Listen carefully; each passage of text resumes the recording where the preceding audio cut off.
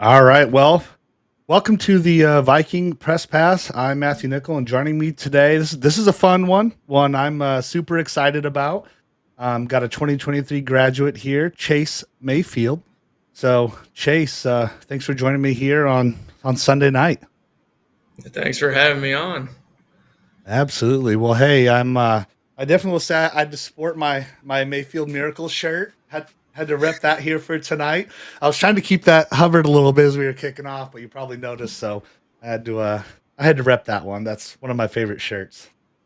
I got one too. I wear it every once in a while. I like it. I like it.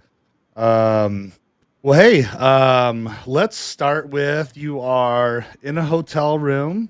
Um you report to the spring training tomorrow, right? With the New Jersey Jackals? Yep, starts tomorrow at 9 a.m. So I got here around 4:30 today. I went over, like, toured the field with the manager, kind of saw all the stuff, checked some things out. But yeah, we start tomorrow at 9. I've just got, like, I think we go and get a physical and then do some, like, light stuff. So I'm super excited. I can't wait to kind of see how everything goes. Yeah, that's awesome, man. Well, congrats, man. That's so what town are you in New Jersey? Patterson, Patterson, New Patterson. Jersey. It's like 50 minutes kind of west of New York City. So it's like northern New Jersey. Okay. Yeah. So I mean, what was the travel like today? Like, did you fly out of Chicago then and kind of straight in, or how'd that go? I actually drove. I drove. It was like 13 hours. Um, just because I kind of had a lot of stuff, so I just didn't want to pay for all the baggage and fly. And plus, it's um, kind of nice to have the cars so I can do whatever I need to do outside of baseball. Kind of regretting that now after seeing what the roads are like around here. I mean, everything is just so close together and not very convenient to get to. So it's like the when I went over to the field from my hotel, it's a 15-minute drive and it took probably 2 years off my life. I mean, five exits, like I had to swerve across four lanes at least twice. It's not fun, but I'm here now with my car, so I can't really do anything about it.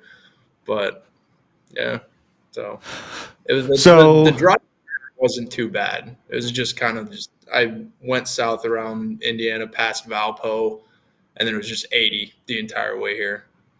nice. But so did you all just kind of in one, like leave it like for this morning then or something, or No, I split it up. So I left Saturday around noon, and then I stopped at a hotel in somewhere Ohio. I can't really remember, but stopped there, stayed the night, and then started driving again this morning around 9. So 6 hours and nice? then 6 hours. That's not too bad then. Yeah. What so are you like do you get an apartment? Like how does the living situation, kind of get worked out? Yeah. So for spring training, well, at least so like how the next 10 days or so are going to play out. When you get drafted from the Frontier League Draft Showcase, you're only guaranteed spring training. So I still have to go out and make the opening day roster. Um, so at least for spring training, the next 10 days, I'll be in this hotel. And then if I make the opening day roster, then they've got a team house, couple host families, and then they're working on getting dorm rooms from like a nearby Division II school for us to live in. So it's kind of just um, it'll depend on how it plays out. If I make the opening day roster, kind of move my stuff to somewhere a little bit more permanent. Nice. So how did so talk to me a little bit about the process because the showcase was it in Ohio? Is that right? No, it was in Chicago. That this one, I Okay. did go to another showcase in Ohio. It's kind of a crazy story of how it's transpired, especially with juggling coaching with like getting myself ready for this. Um, I went down to a showcase in October in Ohio for a company called Indie Ball Jobs.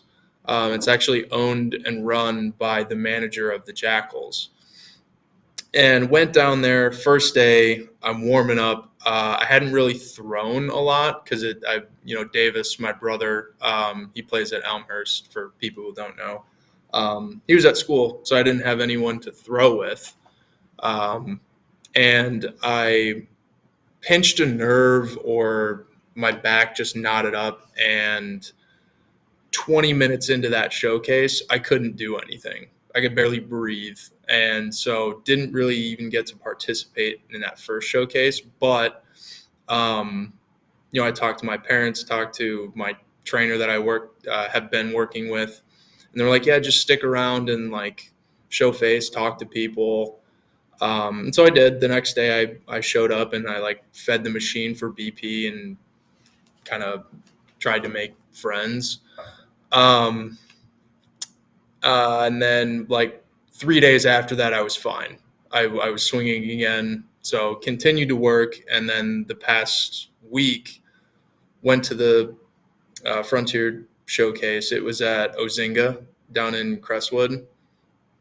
It's where the Windy City Thunderbolts in the same league play. Okay. And Bert, the manager for the Jackals, recognized me. He was one of the only managers to come up, shake my hand, whatever. And so yeah, when they picked me, he called me on the phone and he was like, yeah, we saw you at the Ohio thing, even though you couldn't really participate, like you were around and stuff. So there was a little bit of like familiarity there. Nice. So then once you were in that showcase in Chicago, like what was that day like? Was it just like mostly taking like BP hitting from a jug? Like how does that kind of work? It was an interesting format. It was a 2-day showcase. The first day I got 4 ground balls and 6 swings, and that was it. And I was there from like 7:30 until 4:30 p.m. So I was there for a long time just for like that little amount of work. But I made the most of what I got, and then got invited back to the second day, which is like a simulated game, live at bats type of thing. Similar in that, you'd get an at bat every hour and a half, 2 hours sometimes, because just the sheer amount of people that are there, and they're trying to get everybody as much exposure as they can. And then, but yeah, you really have to make the most of your reps and try and prove that you should get a shot, essentially. So how many like how many people did they add to the roster? Is it similar to like summer ball where it's like they're like 1 year contracts, with them? And then they already like know who they're returning and then they're just filling spots. I mean, how do they determine how many folks, come from that or other showcases? Yeah, I think it's just kind of like needs basis. I'm not sure exactly how the Jackals are. I'll probably find out more tomorrow, like how many guys they're returning, and kind of get a better understanding of like what the roster looks like. But just from guys that I know that have played in this league before, they tend to bring, I don't know, 35, 40-ish guys to spring training, and then roster sizes are, I think it's 24 or 25 guys for opening day. So they'll bring in a lot of guys and then cut it down as spring training goes on. Yeah. Well, that's awesome, man. I mean, at the end of the day, I think it's just awesome to see that you're getting a shot kind of at the next level. And I mean, you were a tremendous player at Augustana, and got a year at Valpo, and then to coaching, and so when you and I were texting, you're like, oh hey, this just happened, like that's just super cool. I just love to see folks from Augie. regardless, just be super successful. However they get, to that success, and that, the road doesn't necessarily ever stop. It's just how do you get there, right? It's like your journey is gonna be a little bit different from somebody else's, and doesn't matter where and how you get there, but if the road leads to the show, the road leads to the show. So, Yeah, yeah.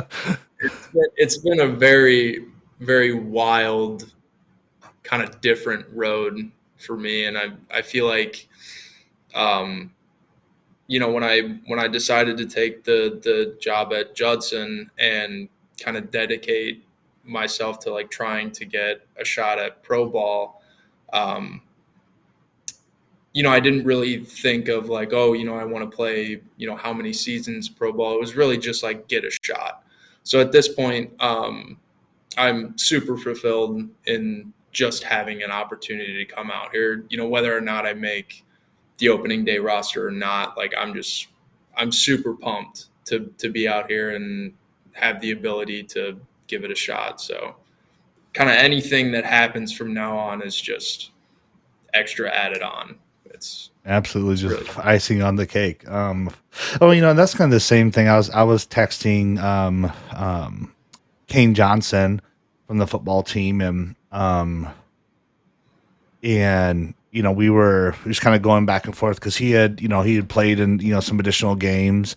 um I think he was looking for potentially like a rookie camp invite, the right tackle for Augie this year, and um hadn't seen much come through yet. But I think that, again, that's that process that you just continue to kind of work. I think there's been 7 people so far that I've seen at least been announced that got some rookie camp invites across Division 3, and um but again, it's just kind of, you find an opportunity, you find a door that'll be open, and either try and sneak through the door, or kick the damn thing open, whichever one you can do. Um, so again, I think it's all about making the most of whatever opportunity you can make. And it sounds like you've got a good one here starting tomorrow morning. So, I mean, Yeah, obviously wish yeah. you like absolute success. I'm like, man, you may need to give me like, you know, every other day, like shoot me a text with an update or something. I got a big, all my family at home. It's tough because um, I'll text one of them and then I'll forget to text the other one. They're like, "Why aren't you updating me?" So I just made a whole big group chat to send one text at the same time. This is what I'm doing. Smart.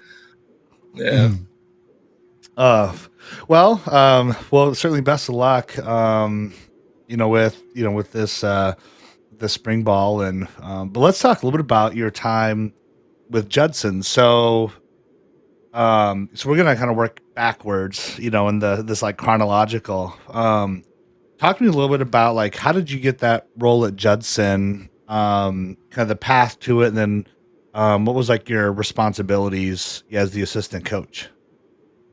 yeah. So how I came about it.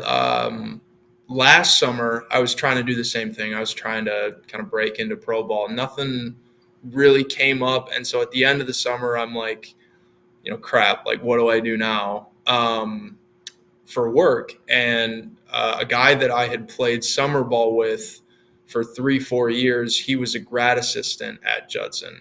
And me and him were kind of like chit chatting back and forth about an assistant position that may or may not have opened up. And kind of like conversation led to conversation. Eventually, he got me in touch with the head coach, Evan Reekle, and we kind of talked a couple times about the possibility of coming on as another GA or just an assistant coach. Um, and then everything kind of like clicked. I went in and kind of talked to him and the other 2 coaches on the staff, and like we kind of just clicked. Um, so yeah, I ran the strength and conditioning program, which I was very excited about. I loved that aspect of it. Got to like run the weight room and took a lot of the stuff that I learned at Augie and Valpo and all the trainers that I've had over the years, and like put that into their strength and conditioning program. And then I helped out with hitters, and then I did a lot of the infield stuff. And then I So also coached first base during the season. what did so when you were building that strength and conditioning program, like what were things that you thought were important that you kind of, you know, I don't know, built kind of or for the Judson program? Like what were some of the things you kind of hung your hat on, that you said, "Hey, we're going to always focus on this as our core," that you kind of thought was important? It's mostly like baseball specific movements, specifically rotation stuff, and it fit pretty well into what Coach Rico was trying to do with the hitting program. So it all just kind of like interlocked. And then what I did was have them go on 3 different repeating cycles. So it's strength, power, and hypertrophy, and they spend 4 or 5 weeks on each cycle, and then it just kind of like flips. And I one of the main things that I didn't want them doing is maxing out. Personally, I'm not a big fan of doing maxes. I think it's dangerous. So they're good for getting like benchmarks, but for my first year there and like taking on that role, I was like, all right, I want to try and keep these guys as healthy as possible while still getting them to the best version that I can. And it took a little bit to find that happy medium, but eventually I feel like we kind of got there. So I got some pretty decent feedback from the guys, the older guys that had been around the weight room a little bit. So It's good. I, yeah, it was a I mean, lot of how fun. was you go from player to coach, and like what did you learn from that new perspective that did you kind of see it? I mean, obviously you got to see a different angle, to some degree. You're now providing coaching, you're now providing feedback. What was that experience like being in that, kind of side of things? And just additionally, like what did you kind of learn from that, or how do you feel like you've grown over the last year by being in that seat? Yeah, at first it was really weird on like all fronts. Because I mean, a lot of the things that would kind of irk me as a player, um, I'd always think like, oh, like why are we doing this? This doesn't make sense to me. And then when I started coaching, I'm like, okay, like now I get it now. I get why we're doing Team O, Team D, and all this stuff that we did at Augie that I didn't particularly like while I was a player. I was like, oh, okay, I understand why we did that now. Um, and then like, it's a little bit weird in my case, considering I'm not that much older than the guys on the team now. And I've actually played with 3 or 4 of the kids on Judson in summer ball. So like kind of managing those friendships and building a little bit of a boundary is like, okay, I can't, as much as I want to sit here and be buddy buddy all the time. Um, I'm here to do a job. I'm here to be your coach. So that was a little bit weird too. I'm typically an open kind of bubbly personality, so it's sometimes it was hard to take a step back and realize that I'm an adult now. Can't be kind of goofing around on the field. Sometimes I did a good job of it. Sometimes I didn't. But yeah, it's been a huge learning experience for me, and just like in my training and stuff, it's really helped me understand a lot of things from a different perspective that I didn't have before. Because now I've seen it from the other side, and I'm like preaching it myself. So it's kind of turning it around, and now I get to preach it on myself as I'm trying to like train myself to get ready. Um, but yeah, it's also I feel like in my baseball knowledge, like I've just gained a lot of maturity in the last year and like how to go about certain things. And um, but yeah, I and from the player's perspective, you don't really think a lot about the behind the scenes things that coaches do for the team. like booking hotels, like transportation, all that stuff, like managing guys' class schedules with the practices. So that aspect was different. And then recruiting is another thing that you don't really think of as a player, but it's arguably the biggest part of being a coach. So um, I wasn't super prevalent on the recruiting side of things just because it was my first year, and the guys there now do a phenomenal job recruiting. Just the summer before I got there, they brought in the number 6th ranked JUCO class in the nation for NAIA. So they I got to sit and learn from them and kind of like how they go about things, and then I would take it into how I wanted to do things. And yeah, so it was the whole experience was really awesome.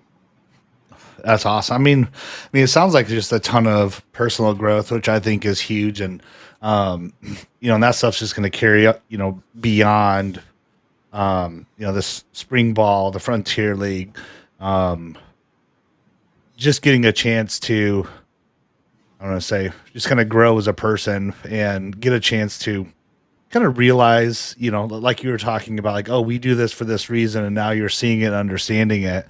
I always think about, now, how can you help current players see and understand that earlier?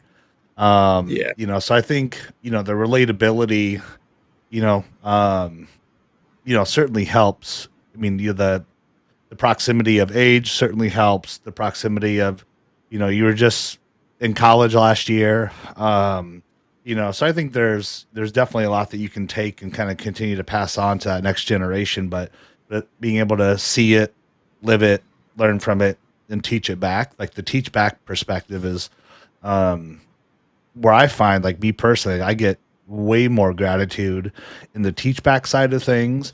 Last couple of years I've been, coaching, wrestling, coached my son's football team last couple of years. The plan is for me to take over the tackle program, this year. And, it's like, gosh, I've got our playbook down. I'm working on basically what our entire practice is going to look like. And, I'm so excited for just the little lessons, and that I can continue to pass on from, my experience playing and growing up. So I think you'll start to realize, as you're now much wiser and older as a young adult, you'll start to really appreciate, the other aspects of things that they just become inherently more important, because you're yeah, obviously you're developing um, as a man, beyond, college now. So the real world.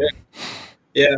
It's been really cool, like growth wise, just like finding out who I am as a coach. So I've done a little bit of coaching before this at like travel ball and stuff like that, and I like somewhat had an idea. Um, and this year has really been about like, okay, there's a lot of things that I liked about the coaching staff at Augie, and I liked about the coaching staff at Valpo. So it's like, how can I take what I learned from both of those coaching staffs and then make it my own and put it into to Judson?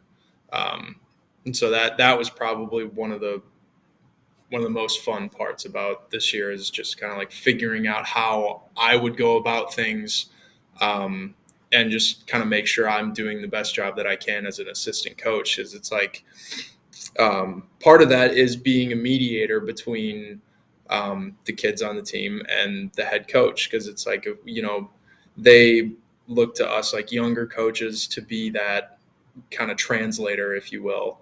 Hmm. And so that's been really fun, kind of dealing with trying to help certain things make sense to them. Um, so yeah, I guess the biggest thing as a coach to a player, for like the Augie baseball guys possibly watching this, I promise it makes sense. It might not make sense to you, but I promise it makes sense. I like it. Well, let's talk about your time at Valparaiso. So, how did you land on Valpo? is kind of your final, year of eligibility? Yeah, so when I went into the portal, Valpo was actually the first school to reach out to me. Jeff Mays, who was the assistant coach at the time, um, he was at Aurora during the year that we played them at a regional. So he kind of knew who I was beforehand. He saw that I posted on Twitter and I entered the portal. So they were the first school to reach out. And actually, earlier in my 5th year, I had made a list of schools that I was interested in transferring to, and Valpo was like top of the list, just in terms of proximity to where I'm from. I didn't really want to go somewhere super far away, considering I'd only be there for 1 year. And so Valpo just kind of like checked all the boxes for me personally. And so when they reached out, like I was super stoked about it. And then a couple other teams reached out. Belmont reached out, and then a bunch of Division twos. But yeah, I mean, I took a visit to Valpo and just immediately kind of was like, all right, yeah, like I don't really need to see anywhere else. So it was just predetermined in my mind of where I wanted to go after they reached out. So it's just kind of fit.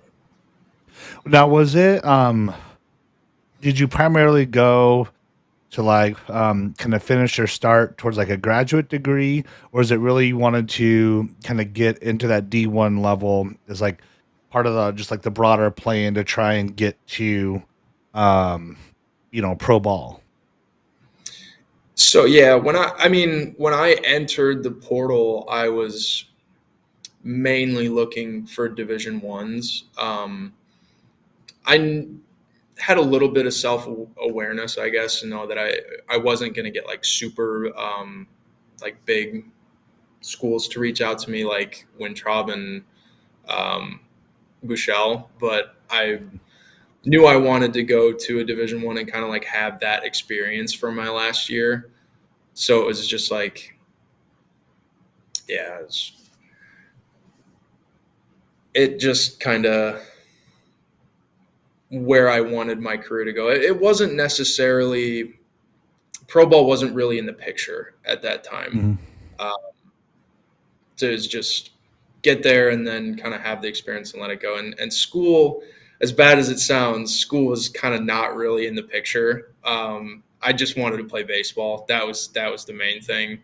That was the most frustrating part, was then applying to all the grad schools. Is, oh, I still got to do school. Um, and I applied to like the MBA school, wherever I was getting recruited. But it just so happened when I was talking to Valpo, they're like, "Hey, we've got these 1 year grad certificates that you can do. It's a little bit less schoolwork, a little bit less strenuous, and you only have to do it for 1 year. Like I wouldn't have to stay in school past my eligibility." So I was like, "Oh, Mm-hmm. like." It's double perfect. It's awesome. And then Valpo was the only school that reached out to me that offered something like that. Everything else was either a 2 year MBA program or an accelerated MBA. But yeah, that's kind of how it went. I always think about like if Augie had a graduate program. I would have um stayed. I would have stayed. That's and that's what sucks is um, I hated leaving Augie just because Augie was so special to me, and I love everything about Augie and that coaching staff and that team. Um, but it was one of those things where it was impossible because I had the other extra year of eligibility, but there's not any grad program, so it's like it mhm. forced me to leave. Um, Yep. but I mean, thankfully, Coach Wallace and Coach Howard were like super supportive of me doing it, and there was no kind of bad blood, I guess, when I told them I was trying to transfer out, because Yeah. it's not like I could have came back in the first place. Yeah. No, I love that coaching staff. And but I think just so much about like Division 3 schools that have a graduate program, I think are going to continue to excel, in the athletic side of things, especially as like just this like eligibility thing continues to pop up. Does JUCO apply or not? Kind of where that, finally stands. But the ability to recruit players, even in for their, senior and graduate class. A lot of great, schools do it. Like in football, like Wheaton and North Central are prime examples that, not only can you recruit strongly, but then you get that additional year of eligibility, or folks that are wanting to come back and be, maybe close to home. So, I think this is me personally, but I think Augie, just from a pure academic perspective, like that would be a great move Yeah. that they can make. And but that's just my 2 cents. So let's Don't talk. they have speech pathology? As isn't that their only like master's program? It might be. I'm not entirely sure. Because I know they just added engineering as a new undergrad, but um, I'm not entirely sure. I need to double check. Well, let's talk about Valpo. 'Cause I mean, you played in 23 games. You started 13. Now, were you primarily like in the DH spot for them when you did come Yeah, in? I played first base one game, and then I played right field for one game. So it was mostly DH. Now going from playing like high level D3 ball, in the tourney, a couple of years to Valpo, like, did you notice a difference in like the level or the talent or the skill set in D1 versus D3? Like, what was similar, and then like where did things seem to be different? Yeah, so like I mean, it helps that I got to see uh, Josh and Harry all the time, like from a hitting standpoint. So like in that way, it was kind of similar, just because those guys are, I mean, they were anomalies, but definitely the depth thing was the biggest difference I thought between the Division 3 level and the Division 1. Because at every school in the CCIW, like the Friday and the Saturday guy will be high eights, low nines, with some pretty good off speed, and then kind of after that it trickles off, and then the bullpen is not as strong. Um, but when I got to Valpo, it was like, okay, now, everyone out of the bullpen is high eights, low nines with good off speed. They know where they're throwing it. So there really is no drop off on the pitching side of things. And just like the overall talent of the guys who weren't on the field. Um, that was a big shock to me too, because showing up to practice day one at Valpo, I'm looking at all the guys around me. I'm like, who's the starter here? Like, it was honestly hard for me to tell, going in and seeing all those guys that have been there for a while. I couldn't pick out by the naked eye who was playing and who wasn't. Everybody is just kind of super solid, fundamentally, and there's not as many guys who don't play that aren't up to that level. So yeah, it's just depth, really. Um, I mean, there is a lot of other differences too, but that's the main one. What I really noticed when Wintrip went to K State, like I remember watching him on the mound in a couple of his starts. It was like physically his body had matured even more so. And I'm like, that plus, I mean, K State's a phenomenal baseball program. So it's like anything and everything you got for, from strength and conditioning to probably nutrition to all that stuff. Um, um, it's like that makes such a big difference. Now we got, Resource. Yeah. yeah, resources 100%. Cause I was like, man, he just looked just bulky, like in a good way. And he was already, in great shape, at Augie, but it just seemed like it was just another step up. And then for him to come and, blowing heat and getting really good spin rate and all that stuff on his balls. I was like, my Lord, like come back. Yeah. Like, can you come No, down and I play? remember the first game I watched. I texted Josh and I kind of poked fun at him. I was like, they didn't have any bigger pants for you over there at K State. I did. I don't know. I don't know if it was as much as him Uh, getting in the weight room as it was just a size down in pants. Because I remember the pants he wore at Augie were parachute pants. They were not form fitting at all. And then you put the kid in some fitted pants, and Looks like a racehorse. yeah, he's got some big legs. um, now, when I was looking at, the schedule that you guys played last year too, and um, it's like you played number 17 Alabama, number 21 Campbell, Vanderbilt at 7, number 20 Indiana State. It was like Ball State and a few other folks who were, kind of in there as well. Like, what was it like playing teams that are ranked in the top 25 at that level? And like, how would you describe like the lack of flaws or errors, or just how well like their game is put together? Like what really kind of separated those teams, from other teams that you were playing that were, either unranked or just kind of lower, D1 type schools?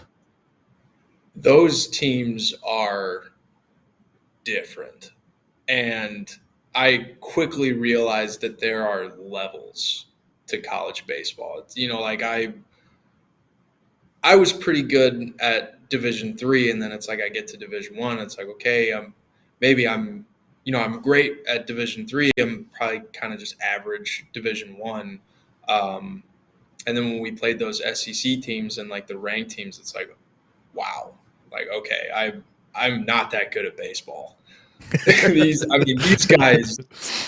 I remember watching BP at Alabama, and there were guys that didn't even sniff the field that weekend, who are just putting balls out. Every single ball of BP rounds. And I'm like, this guy doesn't even play. And he's doing that in a BP round. And that just like the attention to detail from all of those teams and what they're doing in all facets of the game is crazy to think about. Like, especially from, coming from Augie, it's again coming back to like resources. Like they have so much funding and so many resources that they can utilize to get their players to that level, and plus like the recruiting aspect and like NIL money and stuff like that. So it's like those are those guys are at like a completely different level. It's nuts, honestly. But it was so cool. You know, just being in that atmosphere, being on that ball field, it was really cool. Just that, to think that I was, I come from Division 3, and now it's like I used to watch these guys on TV, and now it's like I'm on the field. Maybe that day I wasn't playing, maybe that day I was, but the whole experience of it and being in the dugout, um, doing all of that it was really awesome. Now, where would you think that that that 2023 Augie roster, 39-9, like how do you think that team would fare against, like, given the same Valpo schedule? Hmm. That's tough. That's hard to. I would say maybe 10, somewhere between 10 and 15 wins. Um, just because it's like we have the two-headed dragon, but it's like those guys can only throw 2 games. So if we're talking about the span of a series and depth and all that stuff, um, I think there's points where that team does kind of get caught at that level. Hmm. But I really wish that when we did have that roster, that we could have done like midweeks. Like this year, they played Iowa, and then Mm-hmm. Can't remember what year it was. I think it was 21 or no, it was either 19 or 20 where we played UIC in a midweek. Like we had always talked about Yeah, I just think it hanging was around. 19. I think. Yeah. Yeah, we when me and the guys were just kind of sitting around talking, and it was like, oh, like I wonder how we do against those teams. And it was a fun thing to think about, but um, it's different when you see the type of competition that is on that other side. Mm-hmm. And they're better at things that you don't really think about, like the little intricacies of playing the game and like the little things. They get all of it right every single time, like without fail. Um, so that's a big difference between the levels too. But yeah, I'd say probably somewhere between 10 and 15 wins. I think we could have competed. I think we could have won a couple games, but Yeah. Yeah. It's it's like always, you know. we were down last year with Valpo when we went to Alabama. Yeah, that was the second weekend of the year, and we had split with Alabama State the weekend before. And so we came in, we're like, oh, we weren't really sure who we were as a team yet. And then it's like, we didn't play a full 9 inning game the whole weekend. It was, we got run ruled every single game. So it's like, oh, okay, this is, you find out quick. We found out pretty quickly. But yeah. Now, how about like the facilities? I mean, I'm assuming an Alabama facility is like ridiculous. What were maybe some of the nicest stadiums you played in? You know, um, with your year at Valpo. Yeah, Alabama's definitely one or two. Vanderbilt was incredible. We actually got there. I can't remember if it was a day or 2 days before we played them, but we had an off day when we were in Nashville, and we got to use their weight room and kind of like poke our heads around in their facility. And I was like a tourist. I mean, I had my phone out the whole time recording stuff. This is so cool, and just the atmosphere was really really amazing. I liked Campbell's Field too. Campbell's got a really good setup for a mid major team. I like them. Trying to think, Northwestern. We played at Northwestern's field. I like their setup too. It's a cool field. But growing up in the area, I'd played a bunch of travel ball organizations travel ball games on that field. So like I'd seen that before. Trying to think where else we played. We played at Wake Forest. That was really cool. For those interested, their playing surface is not very great. That turf is old.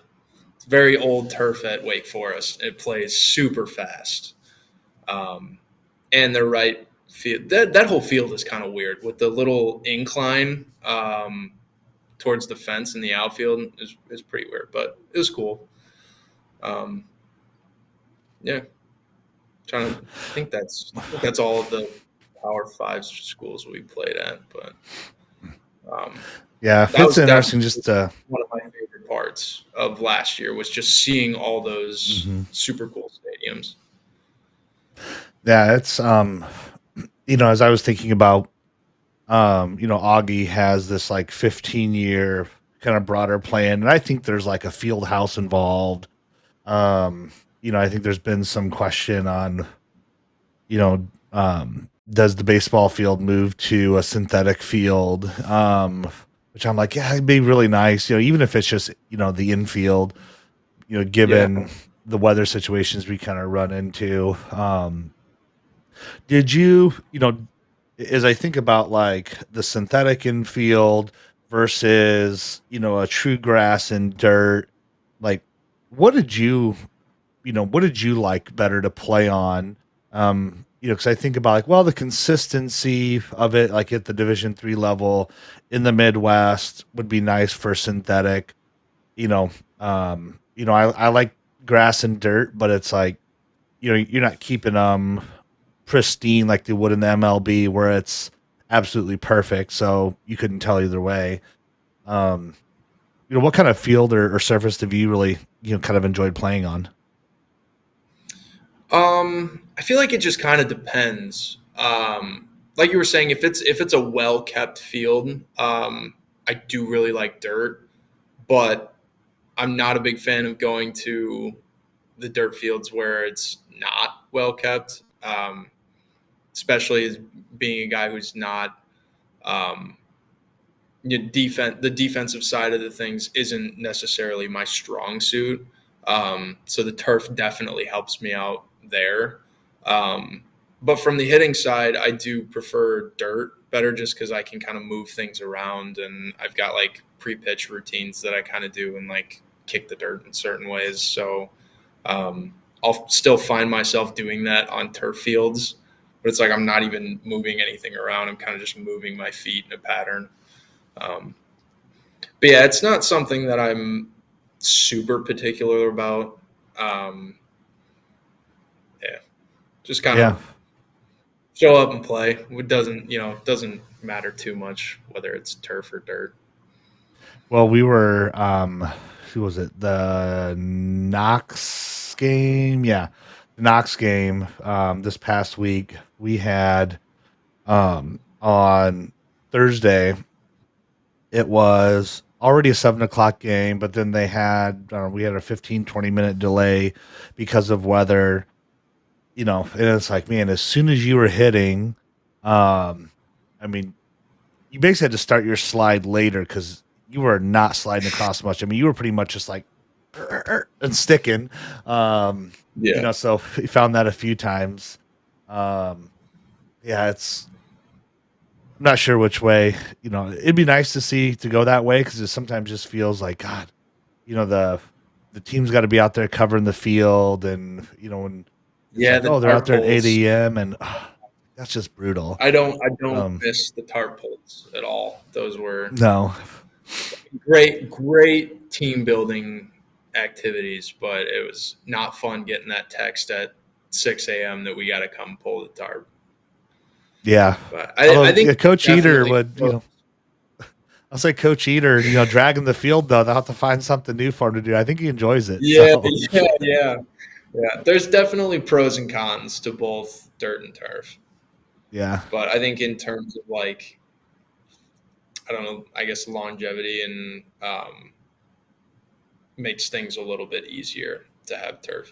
I mean, the field crew, Howard's field crew, they do a great job. I was on it for my freshman year, I think, and like that group of guys that he's got working on the field, they do a really good job. I thought at Swanson Bruner that our field was definitely one of the probably the best surface in the CCIW. I'd say, at least in my personal preference, I thought our playing surface was pretty good. well, I mean, let's talk about your time at Augie. I mean, how thinking back, like, I mean, how would you kind of describe your time at Augie, and just that experience? Um, we were talking a little bit about it before we, kicked off the recording, and you obviously have a big place in your heart for Augie baseball and Augustana College, and just kind of share a little bit about like how you would describe your time there. What you really enjoyed about it so much. When you think about fond memories and all that good jazz. Yeah, I mean, it's just kind of like home at this point, like the way I think about it, and like the guys that I spent 4 or 5 years with, like those are my best friends. I still talk to them pretty much every day, so it's like um, everything about Augie. When I think back and remember it all, like it's all good memories and stuff that I kind of hold near and dear. So, um, but yeah, it was kind of a weird stint at Augie with COVID and everything, and just like the way that my career kind of played out there. Like my freshman year, I think I got one at bat and one inning pitch. Um, I think we had 2 or 3 JV games, so it's like I watched a lot of baseball, and yeah, just going from that point, and then when COVID hit, it was like, I can go in 2 different directions here. I can sit around and continue to be complacent, I guess, or it's like I can kick it up a notch and really try and contribute to the team and like what we were trying to do there. So then, yeah, everything just kind of like dominoed from there. And it was just like a perfect fit for me. Mm-hmm. But it wasn't so like when I was getting recruited out of high school, this is actually kind of a crazy story. And some of my friends have heard me say this. We got to hear it. We got to hear it. I haven't heard it. So, so when I was a senior in high school, I wanted to go to Oshkosh so bad. Like that was my number one choice. I went on a visit, loved the campus. It was closer to home for me than Augie was. Like the coaching staff there, but I wanted to take an overnight. So I'd done an overnight at Augie, and Augie was like my second choice for school. And so I was waiting around to get a response from the coaching staff at Oshkosh of like when I could come and do an overnight, and I never heard back from them. So then a couple weeks, couple months passed, and I'm like, all right, like I guess I'm just going to Augie then. At the time, I was super bummed about it. I didn't necessarily have like the greatest time freshman year, just like transitioning from high school to college. And then about halfway through the year, I'm scrolling through my voicemails for whatever reason, and I find a voicemail from the Oshkosh coach giving me dates for overnights. And I never saw the voicemail.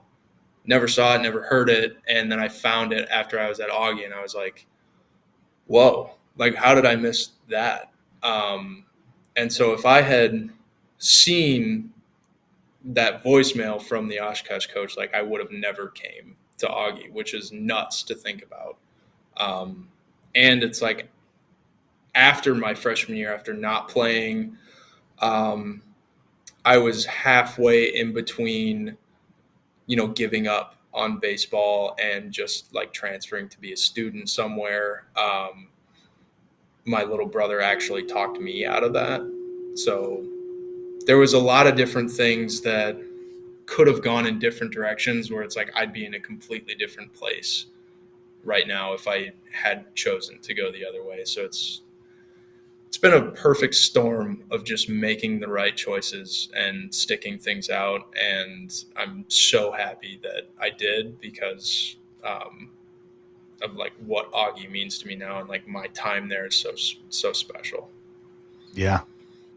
Well, hell, I am too. I'm glad you missed those voicemails. Yeah. When I found those, I mean, at the time, like I said, I wasn't really enjoying things. So like I was punching sand when I found these voicemails. I was like, you gotta be kidding me. Like I never saw this. Like I could have been somewhere else right now, yada, yada. So I was mad at the time that I didn't see him. But now looking back, I'm like, I don't know, some divine technological intervention kept me from not going to Oshkosh. I think it was you're meant to be here, man. Like, yeah, it was meant to be here, which is awesome. Yeah, because I think about, when I'm trying to think what year was it? 2021, I think is when I started doing baseball here. So I called baseball on, it was technically then it was through the WOG internet radio station, back when they built Swanson Bruner back in 2004, 2005. And so when we moved back from Denver, after a couple of years, they'd ask, "Hey, would you be interested in starting to do football again?" Like, absolutely. I'm like, "Is anybody doing baseball?" And they're like, "No. Do you want to do it?" I'm like, "Absolutely." So I think it was 2021. I think was maybe my first year. Um, and then get to see, you and through that whole time there, like just all of the other just great players. It was like, damn, Augie baseball is like legit. Um, just being around it again, was just a ton of fun. And now it's like, I have an infatuation and just love for this team and just so much fun to be around and how much success they've had. So um so I'm like, damn, I'm pretty humbled to like, get a chance to watch your career. And then you think about all the seniors and fifth years that are on the team here this year. Like, I've gotten a chance to watch every single inning at home of theirs and a majority of them away. Um, it's just been, it's been awesome, man. Like, Yeah. absolutely awesome. So, I mean, so when you think about like your time at Augie, like what were some favorite memories, that regularly, kind of think about? I mean, definitely the bus rides. The bus rides were, while they were long, some of the times they were. I mean, that's just a lot of good memories associated with hanging out with those guys and getting into stuff on the bus was always good. And then living in that house with 9 other guys my senior year, that's a good memory. I think about that a lot. The family of raccoons that made a home in between the second and third floor. It's good times. What? All right, I Yeah. got to know the family of raccoons. So tell me about that. Yeah. So I mean, it's like the baseball house. It's not whatever. We've had it for a while, or at least the baseball program has kind of like claimed it. But yeah, there's 3 floors worth of rooms. I lived on the second floor, and in between the second and the third floor, a family of raccoons had made a home right over the second floor kitchen, and we had kind of heard things hanging out just between floors, and we didn't know what it was.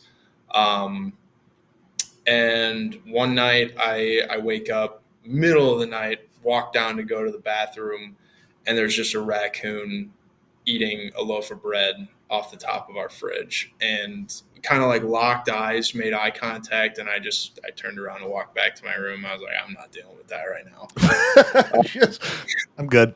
Yeah, no, I'm all good on that. But yeah, and then they had to, we called. Can't remember if it was like animal control or something, but they came in and rehoused the family of raccoons that were living in there. But that's uh, the house itself is not exactly nice, but it's special to us in that it was ours. So we Yep. we kind of made it our own thing, and but luckily everything after that has been um, by comparison, so much nicer. So it's like if I lived in that house, give me a bed and a bathroom and I'm good. I remember, was that the kind of the main um street going up from, like, it was like the dirt trap car wash, like heading up, is up there on like the left. Yeah, and then what's it called now? That little restaurant that's on the corner. I don't know why I'm blanking on the name of it. The like Uh, Brandon's. yeah, Brandon's. It's on like that street. So Okay. I remember, so at the bottom of that hill, there's now, I think it was a used car, I think is right there. Used car lot, yeah, I think. yeah, So I lived in that first duplex that was right behind that car wash, is like right there on the alleyway. and we Okay. split that with a wrestling house. They were on the other side, and um, where that used car lot is, it used to be an old like 2 or 3 story hotel and had like 13 rooms, had like a ballroom, conference room.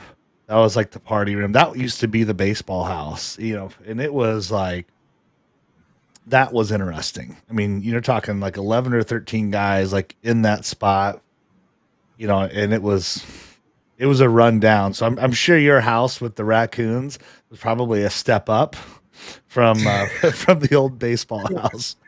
Yeah. So maybe not quite the square footage, but It was a uh, big house, nine bedrooms.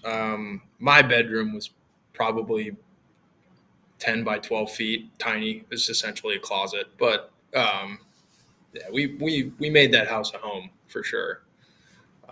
But yeah, that a lot of good memories in that house. And then like playing wise, obviously winning the two championships is, I mean, that's stuff you don't forget. So um, I was gonna especially say, especially that, I mean, both of them were special in their own ways, but that first one, there's just it was awesome. And then like our 5th year with Ozanik hitting the walk off to get us there, it was just super cool. As his friend, seeing the culmination of his career and have it end. With him being the guy in the last game of the conference tournament, it's just super cool to see. now he's at North Park and teaching them how to all hit really well. And I'm gonna see if this will pull up here. Yeah, here we go. This was the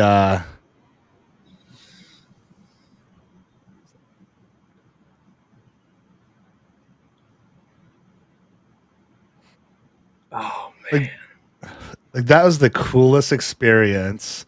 Um, Everybody just taking off. That first kind of whoever it was with the GoPro that was doing that, I can't remember who it was, but like that was just one of the absolute like coolest experiences. Sliding in late, the walk off, you know, like amazing. Like I was doing this because I was talking to Adam Benderitis and I was gonna do one with him, and we had to push it off. But I was doing it because I was like, oh look, it's Bendo, the first one right there. Like he almost made it to home plate, before anybody else did. But man, so freaking cool.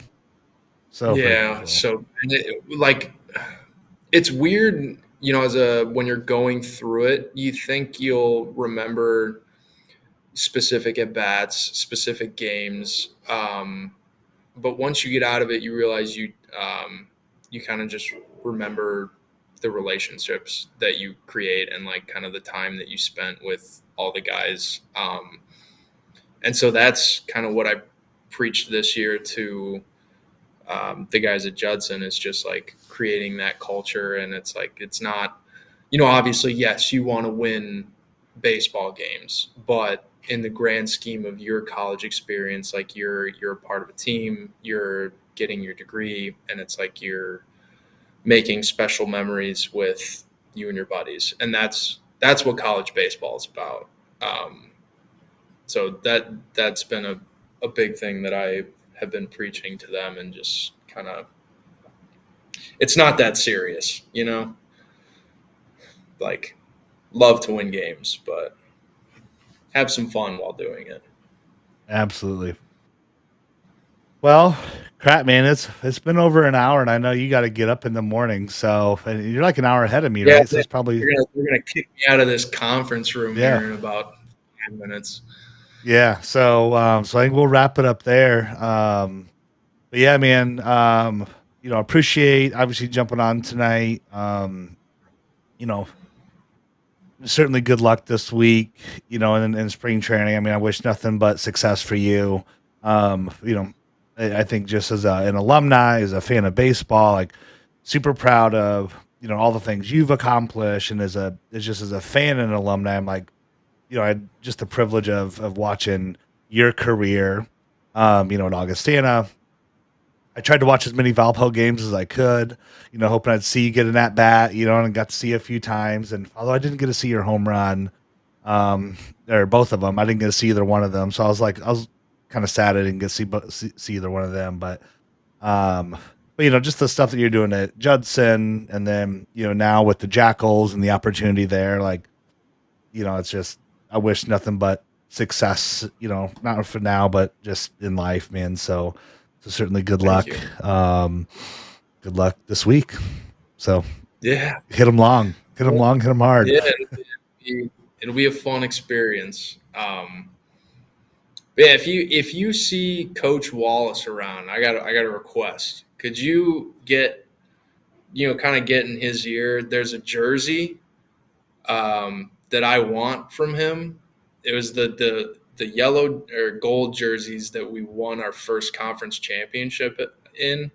He said that he was gonna offer that to my class after we left, and I forgot to go and grab it. So I'm coming for that jersey at some point. I need that for my wall. I hope they're still around. All the jerseys are new, but I hope they're around somewhere. Well, I tell you what, if him or Howard, I'll hit or Tyler, Nunez. I'll see if one of them can grab it. And I can either mail it to your house, to your parents or something, or I can send it out to you. I'll tell them, put it in my possession. We'll get it to you right away. So I'll see him here. Oh, tomorrow. What's he? No, I'll tell you Sunday. So Tuesday night. So for the Luther game, I'll hit him up. Well, cool. Man, appreciate you jumping on. Again, good luck this week, and as always, man, it's great to talk to you. Yep. Likewise.